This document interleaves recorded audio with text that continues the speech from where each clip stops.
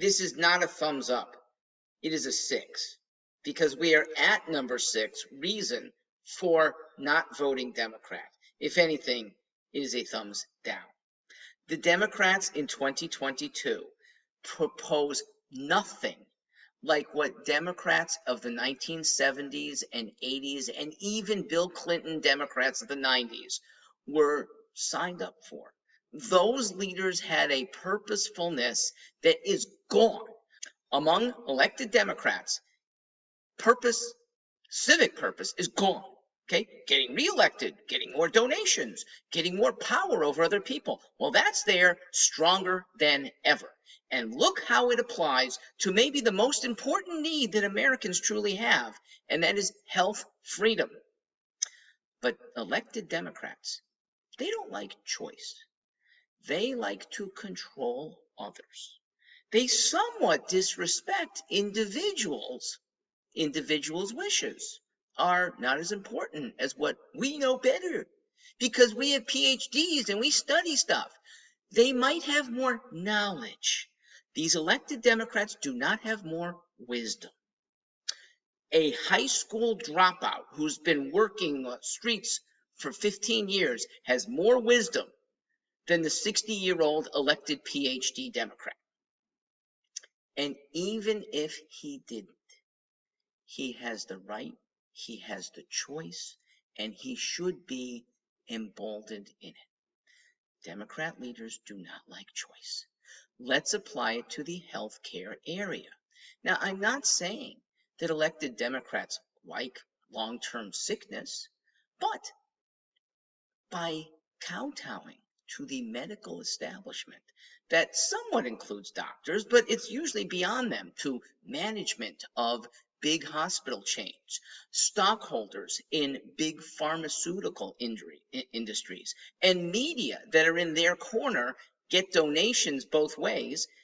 And so the big Democrat elected officials rarely speak up for better remedies. Do they want sickness? I don't think so. But look at some coincidences. When you're in the hands of the medical establishment, it does give government more control. And once people who are sick are in the clutches of one type of caregiver, government funded, it's hard to escape it, isn't it? You don't hear elected Democrats give incentives for medical tourism. You don't hear elected Democrats give rewards for using not an MD, but a DO, doctor of osteopathy, or a chiropractor.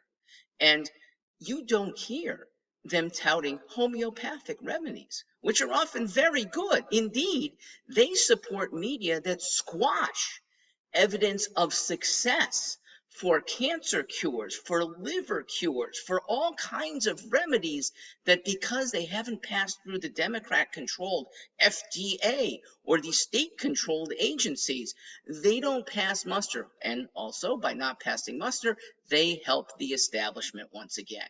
Here's where it's most acute. Pregnant women. Do you hear a single elected official, female or male, touting the goodness of midwifery? Midwifery, which, except in very complicated deliveries, is safer, far more convenient, less stress-inducing, and less costly. You don't hear that from our Democrat officials, do you? Traditional medicine, which is supported by the AMA and the many donations of very wealthy doctors, is what you hear exclusively from elected Democrats. Now, my dad was an MD. I'm a doctor's kid. But my dad had a healthy skepticism, and I hope you will, for any Democrat official right now. Here is an acute example for veterans. They still, in D.C., controlled now exclusively, all three branches by Democrats, they're still holding up good men who were poisoned in Iraq, even some who were poisoned in the service back in Vietnam, if they're still alive.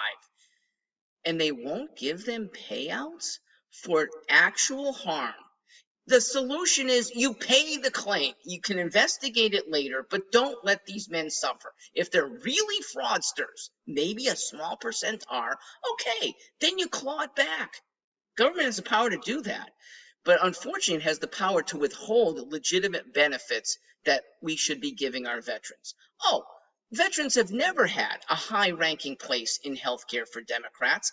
You know, they don't have still complete choice in where their hospitals should be, but of all people, it was draft-dodging Donald Trump who at least gave them a decent choice if their hospital was more than 50 miles away to have care.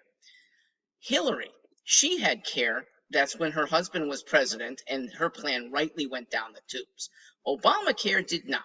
It was passed. It was passed with machinations from one very, I'm going to call him evil man, Jonathan Gruber, the architect of this Obamacare and many state plans that he sold at a huge profit to himself for statewide schemes. So, what did Obamacare have that made it so good, so healthful, salubrious for Americans? Well, number one, it had a 49-person cap. 49ers, we called them. Employees numbering not 50, but fewer, in companies that might have been eager and able to take on more employees, grow their workforce.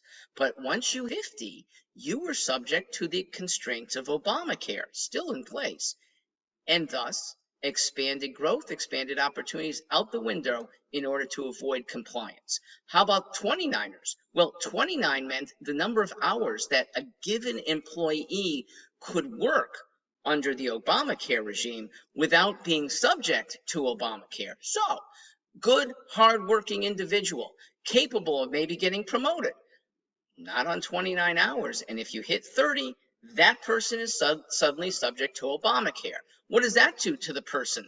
That employee now has to get a second job.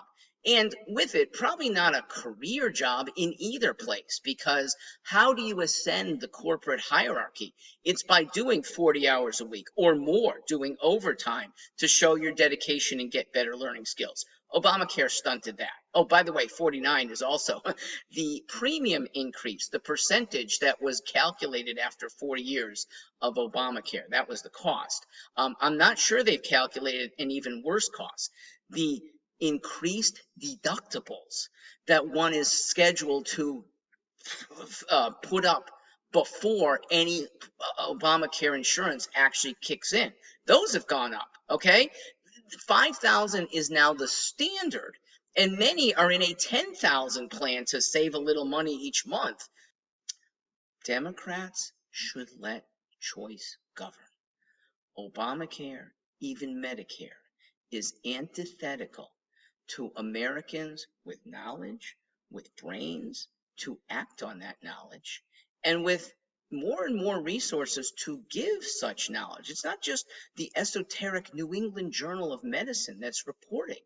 There are so many credible, and yes, some not so credible, but they should be hashed out, not within government and imposed upon the rest of us. Democrats come with an imposing disposition.